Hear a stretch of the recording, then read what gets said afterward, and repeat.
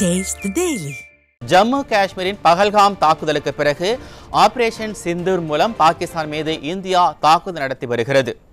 இந்த சூழலில் இந்திய ராணுவம், கப்பற்படை மற்றும் விமானப்படை உள்ளிட்ட அனைத்து துறைகளிலும் பாகிஸ்தானை விட முன்னிலையிலேயே உள்ளது இந்தியா. கூடுதல் விவரங்களோடு இணைகிறார் நமது தலைமை செய்தியாளர் ஜெயக்குமார். வணக்கம் ஜெயக்குமார், இதை பற்றிய முழு விவரங்களை எங்களுக்கு சொல்லுங்க.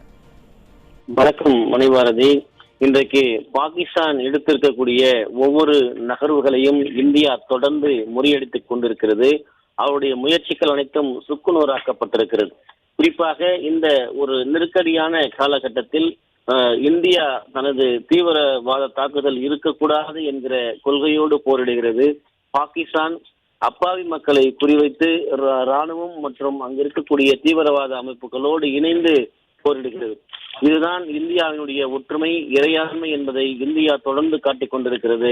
குறிப்பாக இந்தியா பாகிஸ்தான் ராணுவத்தினுடைய பலம் என்னவென்று பார்க்கிற போது 2025ஆம் ஆண்டில் இந்தியா மற்றும் பாகிஸ்தான் ராணுவ பலம் குறித்த ஒரு ஒப்பீடு என்னவாக இருக்கிறது என்றால், இரு நாடுகளுடைய மனித வளம், ஆயுத தளவாடங்கள், பொருளாதார ஆதாரங்கள், அதே போன்று அணுகுமுறைகளில் இருக்கக்கூடிய குறிப்பிடத்தக்க வேறுபாடுகள் என்னவாக இருக்கிறது என்றால், இந்தியா உலக அளவிலே இந்த மிகப்பெரிய இந்த பாதுகாப்பு நிலையிலே 4வது தரவரிசையில் இருக்கிறது.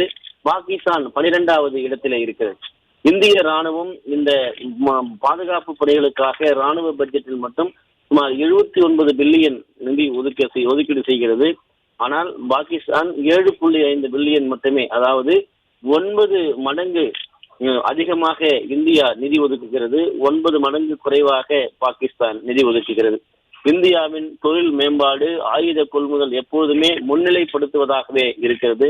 இந்தியாவிடம் 16.6 லட்சம் ராணுவ வீரர்கள் இருக்கிறார்கள். 4,201 டேங்குகள் இருக்கின்றன. அதே போன்று 513 போர் விமானங்கள் இருக்கிறது. 3,975 பீரங்கிகள் இருக்கிறது. இந்திய விமானப்படையில் 2,229 விமானங்களும், கடற்படையில் 1.42 லட்சம் வீரர்களும் இருக்கிறார்கள். மறுபுறம் பாகிஸ்தானிடம் என்ன இருக்கிறது என்று பார்த்தால் 6.54 லட்சம் வீரர்களும், 1.24 லட்சம் கடற்படை வீரர்கள் மற்றும் குறைவான எண்ணிக்கையில் சொற்ப டேங்குகள், விமானங்கள், அதே போன்று பாகிஸ்தானுடைய பீரங்கி குண்டுகள், வெடிமருந்துகள் இருப்பு இருக்கிறது. உக்ரைன் மற்றும் இஸ்ரேல் ஏற்றுமதி செய்தால் 4 நாட்கள் மட்டுமே போதுமானதாக இருக்கும் என்கிற தகவல் வெளியாகி இருக்கிறது. உக்ரைன் மற்றும் இஸ்ரேல் ஏற்றுமதி செய்ததால் இவர்களுக்கு 4 நாள் மட்டுமே தான் இந்த வெடிபொருட்கள் இருக்கும் என்கிற அதிர்ச்சி தகவல் வெளியாகி இருக்கிறது. இரு நாடுகளிலும் அணு ஆயுதங்களை வைத்து இந்தியாவிடம், அதாவது 130, 140 ஹார்ட் ஹெட்டுகளுக்கும் பாகிஸ்தானிடம் 100க்கும் மேற்பட்ட ஹார்ட் ஹெட்டுகளும் உள்ளன என்பது குறிப்பிடத்தக்கது. அதாவது அணு ஆயுதங்கள் தாங்கிய எண்ணிக்கை என்று பார்க்கிற போது இந்தியாவிடம் 130 140 அணு ஆயுதங்கள் வைத்திருக்கிறது. பாகிஸ்தான் பார்க்கிற போது அதுவும் மிக குறைவாகவே இருக்கிறது. குறிப்பாக அணு ஆயுதங்களில் ஷாஹின் 3 ஏவுகணைகளை அவர்கள் கொள்கையை பயன்படுத்தப்படுகிறது.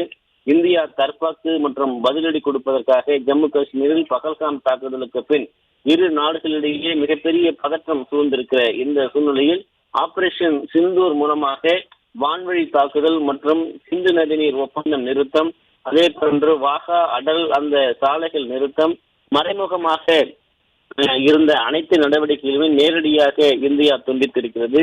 குறிப்பாக வான்வழி பாதையை நிறுத்தி இருக்கிறது. அதே போன்று பொருளாதார தடையை மறைமுகமாக ஏற்றுமதி இறக்குமதி அனைத்தையுமே நிறுத்தியிருக்கிறது. இந்தியாவிலே ஒரு தொலைக்காட்சி தொடரையோ அல்லது ஒரு திரைப்படத்தையோ கூட பாகிஸ்தானியர்கள் ஒளிபரப்பவோ பார்க்கவோ கூடாத அளவிற்கு செய்யப்பட்டிருக்கிறது. சமூக ஊடகங்கள் அனைத்தும் நிறுத்தப்பட்டிருக்கிறது. உள்கட்டமைப்பிலே இந்தியா மிக வலிமையாக இருக்கிறது. நவீன தொழில்நுட்பம் தாங்கிய ரஃபேல் போன்ற மிகப்பெரிய பலம் வாய்ந்த போர் விமானங்கள் இந்தியாவிடம் இருக்கிறது. அதே போன்று ஆகாஷ் போன்ற ஏவுகணைகள் இருக்கிறது. விக்ரம் போன்ற கடற்படையில் சார்ந்த நம்முடைய போர் கப்பல்கள் இருக்கிறது. விக்ராந்த் உள்ளிட்ட பல்வேறு கப்பல்கள் இருக்கிறது. இப்படி அக்னி போன்ற ஏவுகணைகளையும் பிரம்மோஸ் போன்ற ஏவுகணைகளையும் இந்தியா வைத்திருக்கிறது. பலம் பொருந்திய ஒரு நாடாக இருந்தாலும் கூட மனிதநேயத்தில், இறையாண்மையில், மக்களுடைய பாதுகாப்பு விஷயத்தில் மிக தீவிரம் காட்டக்கூடிய ஒரு நாடாக இந்தியா இருந்திருக்கிறது. பல்வேறு நாடுகளுடைய அமெரிக்கா, பிரான்ஸ், ரஷ்யா, அதே போன்ற ஐக்கிய அரபு நாடுகள் அனைத்துமே இந்தியாவிற்கு முழு ஆதரவு அளித்திருக்கிறது. ஆனால் பாகிஸ்தான் இவற்றையெல்லாம் புரிந்து கொண்டும் கூட அவர்கள் எந்த நிலையில் இருக்கிறார்கள் என்றால் அப்பாவி மக்களை குறிவைத்துத்தான் தங்களுடைய இலக்காக இருக்கிறது. இதுதான் ஒரு மலிவான ஒரு அரசியலாக பார்க்க முடிகிறது. இந்தியா ஏற்கனவே இறந்தவர்கள் ஏராளமானவர்கள் இந்தியா பறிகொடுத்திருக்கிறது. ராணுவ வீரர்களாக இருக்கட்டும், அப்பாவி மக்களாக இருக்கட்டும், பலரை பறிகொடுத்திருக்கக்கூடிய இந்த சூழ்நிலையில் வேண்டுமென்றே இரவு நேரத்தில் நேற்றைக்கு அப்பாவி பொதுமக்களை குறிவைத்து பாகிஸ்தான் நடத்திய தாக்குதலுக்கு இந்தியா பகிரங்க பதிலடியை கொடுத்திருக்கிறது. இந்தியாவிடம் இருக்கக்கூடிய ஒவ்வொரு கருவிகளை வைத்தால், குறிப்பாக அக்னி ஏவுகணையோ பிரம்மோஸையோ இந்தியா பயன்படுத்தினால் பாகிஸ்தானுடைய ஒட்டுமொத்த நகரமும் குறிப்பாக 30 நிமிடங்களில் அந்த கதையை முடிக்கப்படும் என்று கூறப்படுகிறது. குறிப்பாக உலக வரைபடத்தில் பாகிஸ்தான் காணாமல் போவதற்கான வாய்ப்புகள் இருக்கிறது. அப்படி இருக்கிற சூழ்நிலையில் மக்கள் தொகையாக இருக்கட்டும், ஒரு மிகப்பெரிய வளர்ந்து வரக்கூடிய நாடாக இருக்கட்டும், பாதுகாப்பு அம்சமாக இருக்கட்டும், இந்தியாவினுடைய பலத்தை தெரிந்து வைத்திருக்கக்கூடிய பாகிஸ்தான் எப்பொழுதுமே இந்தியாவை தீண்டி பார்க்கக்கூடிய செயலில் ஈடுபட்டுக் கொண்டிருக்கிறது.